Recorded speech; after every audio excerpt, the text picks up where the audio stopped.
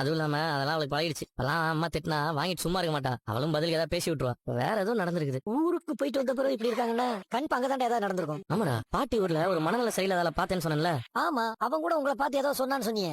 ஊரை விட்டு போயிடுங்க, இங்க இருக்காதீங்க அப்படின்னு சொல்லிட்டு இருந்தா. அப்பவே மீனா ஒரு மாதிரி ஆயிட்டா. ஒருவேளை மீனா அவன் சொன்னதை நினைச்சு ஏதோ பயந்து போயிருக்கான்னு நினைக்கிறேன். இல்லன்னா அவன் இவ்வளவு குழப்பமா டல்லா இருக்கிறதுக்கு வாய்ப்பே இல்லடா. இருக்கும்டா, அந்த ஆள் வேற பாக்குறதுக்கு சாமியார் கட்டப்புல இருக்கான்னு சொன்னேல.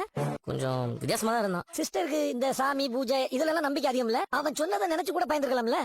அதை விட்டா வேற காரணம் இருக்க மாதிரி எனக்கு தெரியல. ஆனா அவன் பயத்தை எப்படி போக்குறதுன்னு எனக்கு தெரியல. டேய் முத்து, நான் ஒரு ஐடியா சொல்லவா? என்ன ஐடியா? எனக்கு தெரிஞ்ச ஒரு அம்மா இருக்காங்க. இந்த மாதிரி எதையாவது பார்த்து பயந்தவங்களுக்கு இல்ல எதையாவது மனசுல போட்டு குழப்பிட்டு இருக்கவங்களுக்கு அந்த அம்மா மந்திரிச்சு ஒரு கயிறு கொடுப்பாங்க. அந்த கயிறை கட்டினா எல்லாம் சரியாயிருண்டா. டேய், கயிறு கட்டினா பயம் போயிடுமாடா?